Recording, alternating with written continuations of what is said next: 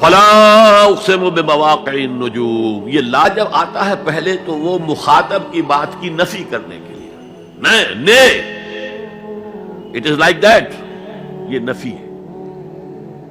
لا اقسم بیوم القیامہ، تمہارے خیالات غلط ہیں، میں قیامت کی قسم کھاتا ہوں۔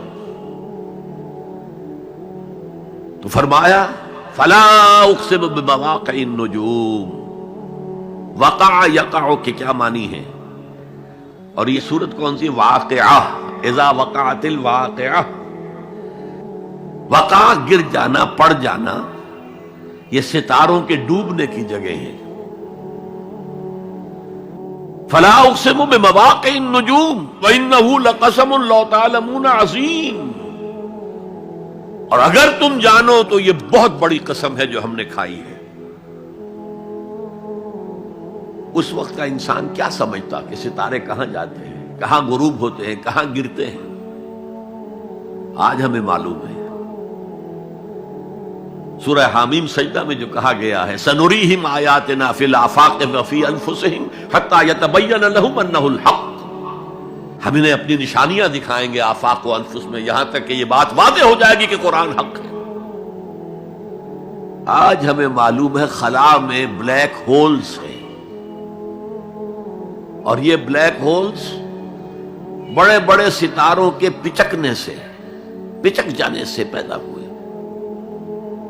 اور جب وہ بڑے ستارے پچکتے ہیں، جو خلا پیدا ہوتا ہے، ویکیوم، اس میں بڑی طاقت ہوتی ہے، اس کے پاس سے کوئی سیارہ، کوئی ستارہ گزر جائے اسے کھینچ لیتا ہے قبر کے اندر۔ یہ بلیک ہولز کا تصور، اسی لیے اللہ نے اس وقت کے لوگوں کے لیے کیا کہا؟ فلا اقسم بمواقع النجوم وانہ لقسم لو تعلمون عظیم، انہ لقرآن کریم، یہ بہت باعزت قرآن ہے، فی کتاب مکنون، ایک چھپی ہوئی کتاب میں ہے، لا یمسہ الا المطہرون، اسے چھو ہی نہیں سکتے مگر انتہائی پاک ہستیاں۔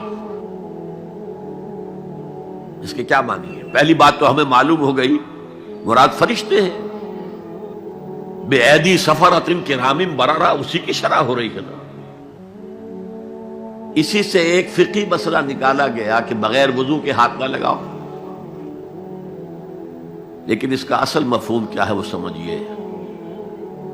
قرآن کی روح تک کوئی نہیں پہنچ سکتا جب تک کہ تزکیہ نفس نہ ہو گیا۔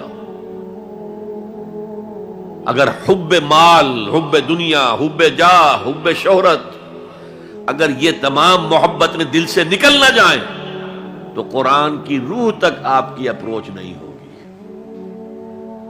مولانا روم نے کہا ہے، اگرچہ ذرا میں سمجھتا ہوں کہ انہوں نے بہت سخت الفاظ استعمال کیے ہیں، ماز قرآن مغزہا برداشتے استخاں پیش سگاں انداختے، ہم نے قرآن سے اس کا مغز لے لیا ہے، جو ایسنس ہے وہ کھینچ لیا ہے، ہڈی کا گودا جو ہے وہ ہم نے نکال لیا ہے، ہڈیاں ہم نے پھینک دی ہیں کتوں کے سامنے جو لڑ رہے ہیں۔ علم کلام کا مسئلہ ہے صفات حق حق سے جدا یا عین ذات، قرآن مخلوق ہے یا نہیں ہے، غیر مخلوق، اور بڑے بڑے ہو رہے ہیں اس کے اوپر، یہ کتے لڑ رہے ہیں ان ہڈیوں کے اوپر۔ ہم نے اس میں سے اصل شے نکال لی، وہ کیا ہے؟ اللہ کی محبت، اللہ کی معرفت، یہ ہے اصل شے۔ ماذ قرآن مغزہ برداشتے استخاں پیش سگاں انداختے۔ تو جب تک انسان کا باطن پاک نہ ہو جائے وہ قرآن کے چھلکوں سے کھیلتا رہے گا، چاہے وہ کہنے کو مفسر ہو، قرآن کے باطن تک کبھی نہیں پہنچے گا۔ فی کتاب مکنون لا یمسہ الا المطہرون تنزیل من رب العالمین، یہ تھوڑا تھوڑا کر کے اتارا گیا ہے رب العالمین کی طرف سے۔ انزال کے معنی ہے دفعتاً اتار دینا۔ لیلۃ القدر میں آیا انا انزلناہ فی لیلۃ القدر، رمضان کے بارے میں شہر رمضان الذی انزل فیہ القرآن، باب افعال، لیکن حضور پر ایک دم نہیں اترا، تھوڑا تھوڑا تھوڑا تھوڑا 23 برس میں جا کر اس کی تکمیل ہوئی۔ اب دیکھیے جو شکوہ کیا اللہ نے، کیا اس جیسی نعمت سے تم مداہنت کر رہے ہو، بے اعتنائی کر رہے ہو، اسے پڑھتے نہیں ہو، اسے سمجھتے نہیں ہو، اس پر عمل نہیں کرتے، اسے اپنا امام نہیں بناتے؟ تمہارا طرز عمل یہ ہے، بلکہ تم نے اپنا نصیب یہ بنا لیا ہے کہ تم اسے جھٹلا رہے ہو۔ غور کیجئے، جھٹلانا جو ہے دو طرح کا ہے۔ ایک ہے زبان سے کہنا کہ یہ نہیں ہے، کوئی اللہ کا کلام نہیں ہے، یہ قرآن وغیرہ جھوٹ، سب اساطیر الاولین ہیں، یہ محمد نے گھڑ لیا ہے وغیرہ وغیرہ، جھٹلانا ہو گیا۔ ایک جھٹلانا ہے عمل سے جھٹلانا، مان تو لیا اللہ کا کلام ہے لیکن اس کی حرام کردہ شے کو اپنے لیے حلال کیا ہوا ہے۔ حدیث نبوی ہے، ما آمن بالقرآن من استحل محارمہ، اس شخص کا قرآن پر کوئی ایمان نہیں ہے جو اس کی حرام کردہ چیز کو اپنے لیے حلال ٹھہرا لے۔ اس اعتبار سے غور کیجئے، اور اس کی مثال بھی دی ہوئی ہے سورہ جمعہ میں، مثل الذین حملوا التوراۃ ثم لم يحملوها كمثل الحمار يحمل اسفارا بئس مثل القوم الذین کذبوا بآیات اللہ واللہ لا یہدی القوم الظالمین۔ مثال ان لوگوں کی جو حامل تورات بنائے گئے تھے اور پھر انہوں نے اس کی ذمہ داری کو ادا نہیں کیا، اسے قائم نہیں کیا، اس کے احکام پر عمل نہیں کیا۔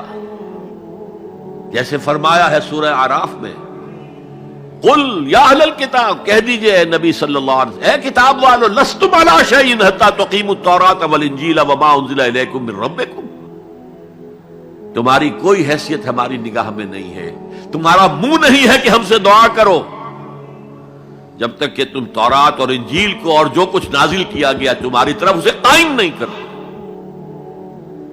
آج اللہ ہماری دعائیں نہیں سنتا، 30 لاکھ جا کر حج کرتے ہیں، دنیا کے حالات میں کوئی ذرہ برابر فرق آتا ہے؟ اول تو حرام کی کمائی سے حج ہو رہا ہے، تو حج ہے ہی نہیں سرے سے۔ جو کچھ کرتے گئے تھے سودی کاروبار وہی آ کر دوبارہ شروع کر دیا، سرکاری ملازم تو جو رشوت پہلے لے رہے تھے اس کے بعد آ کر شروع کر دیا۔ یہ کیا ہے؟ یہ تکذیب بالعمل ہے، جھٹلانا ہے۔ تم نے اپنا نصیب یہ بنا لیا ہے کہ تم قرآن کو جھٹلا رہے ہو، جیسے کہ انہوں نے جھٹلایا تھا۔ مثل الذین حملوا التوراۃ ثم لم يحملوها كمثل الحمار يحمل اسفارا، ان کی مثال ان گدھوں کی سی ہے جن پر کتابوں کا بوجھ لاد دیا گیا۔ مکالمات فلاں تم گٹھڑی باندھ کر گدھے کے اوپر رکھ دیجئے تو کیا وہ واقعی منطقی اور فلسفی بن جائے گا؟ یہ مثال اللہ دے رہا ہے۔ اور یہ مثال کیوں دی گئی ہے؟ اس آئینے میں ہمیں ہماری تصویر دکھائی گئی ہے۔ تم اگر قرآن کا حق ادا نہیں کر رہے تو تمہاری مثال وہی ہے جو یہود کی تھی۔ بئس مثل القوم الذین کذبوا بآیات اللہ، بری مثال ہے اس قوم کی جس نے اللہ کی آیات کو جھٹلایا۔ تو زبان سے تو یہودیوں نے کبھی نہیں جھٹلایا تورات کو، عمل سے جھٹلایا ہے۔ یہ وہ 5 مقامات ہیں جن میں اللہ تعالیٰ نے خود اپنے کلام کی ثنا بیان کی ہے، تعریف کی ہے، اس کی عظمت کو بیان کیا۔ اب میں آپ کے سامنے ایک حدیث رکھنا چاہتا ہوں، حضور نے کیا فرمایا۔ ایک حدیث سنا چکا ہوں آپ کو، عن عثمان بن عفان رضی اللہ تعالی عنہ قال قال رسول اللہ صلی اللہ علیہ وسلم خیرکم من تعلم القرآن وعلمہ، تم میں سے بہترین لوگ وہ ہیں جو قرآن سیکھیں اور سکھائیں۔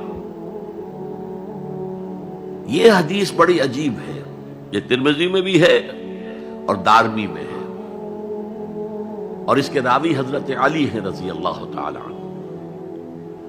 عن علی رضی اللہ عنہ قال، حضرت علی فرماتے ہیں انی سمعت رسول اللہ صلی اللہ علیہ وسلم یقول، میں نے سنا اللہ کے رسول صلی اللہ علیہ وسلم کو یہ کہتے ہوئے، انہا ستکون فتنۃ ان قریب ایک بہت بڑا فتنہ رونما ہوگا. حضرت علی فرماتے ہیں قلت، میں نے عرض کیا مل مخرج منہا یا رسول اللہ، اے اللہ کے رسول یہ فرمائیے اس فتنے سے بچنے کا، نکلنے کا راستہ کون سا ہوگا؟ جیسے آپ بڑے بڑے حالوں میں دیکھتے ہیں ایگزٹ، عرب ممالک میں لکھا ہوتا ہے مخرج، اگر کہیں آگ لگ جائے، کہیں دھواں بڑھ جائے تو نکلو، لال جو روشنیاں ہیں ان کے اندر جو نیچے دروازے ہیں ان کی طرف جاؤ، یہ مخرج ہے جان بچانے کی. یہاں ایک لحظہ توقف کر کے ہمارا اور صحابہ کا جو فرق ہے اس کو نوٹ کر لیجئے. اگر ہم ہوتے تو کیا پوچھتے؟ حضور یہ فتنہ کب آئے گا، کدھر سے آئے گا، کیوں آئے گا، کیا ہوگا؟ یہ سارے سوالات کرتے نا، جن کا عمل سے کوئی تعلق نہیں، معلومات ہے. حضرت علی نے کچھ نہیں پوچھا، بس آپ نے فرما دیا کہ بہت بڑا فتنہ ہوگا، تو بس ہمیں یہ بتائیے کہ اس سے نکلنے کا راستہ کیا ہے. اب سنیے حضور کی زبان سے قرآن مجید کی مدح. قال کتاب اللہ، فتنوں سے بچانے والی اللہ کی کتاب ہے. فیہ نبأ ما قبلکم، اس میں تم سے پہلے جو تھے ان کی بھی خبریں ہیں. قوم نوح اور قوم عاد اور قوم ثمود اور قوم مدین اور آل فرعون اور سدوم اور عمورہ کی بستیوں کے حالات ہیں کہ نہیں؟ وَخَبَرُ مَا بَعْدَكُمْ، اس میں تمہارے بعد جو آنے والے حالات ہیں وہ بھی درج ہیں. ذرا کھدائی کر کے نکالنا پڑتا ہے ورنہ حالات موجود ہیں. ایک اوپر کی چیز ہے، سامنے کی چیز ہے، ایک ذرا اندر سے کھدائی کر کے. لیکن یہ کہ حضور فرما رہے ہیں خبر و ما بعدکم وحکم ما بینکم، اور جو بھی اختلافات تمہارے درمیان ہوں گے ان کا فیصلہ بھی اس کتاب میں موجود ہے. کاش کہ ہم اپنے مذہبی اختلافات کو رفع کرنے کے لیے قرآن کی طرف رجوع کریں جو حبل اللہ ہے. واعتصموا بحبل اللہ جميعا ولا تفرقوا. تو فرمایا کتاب اللہ فیہ نبأ ما قبلکم وخبر ما بعدکم وحکم ما بینکم هو الفصل لیس بالحزل، وہ فیصلہ کن کلام ہے، ایسے ہی یابہ گوئی نہیں ہے. یہ قرآن کی آیات ہے. انہ لقول فصل وما هو بالحزل، سورہ طارق کے اندر آیا، طارق میں هو الفصل ليس بالحزن من تركه من جبار قسمه اللہ. اگر کوئی جبار شخص اپنی سرکشی میں اس قرآن کو ترک کر دے گا اللہ اسے پیس کر رکھ دے گا. وَمَنِ ابْتَغَى الْهُدَى فِي غَيْرِهِ أَضَلَّهُ اللَّهُ، اور جو کوئی ہدایت حاصل کرنا چاہے گا قرآن کے سوا کسی اور چیز سے، اللہ اسے لازماً گمراہ کرے گا. کتاب ہدایت تو یہ ہے.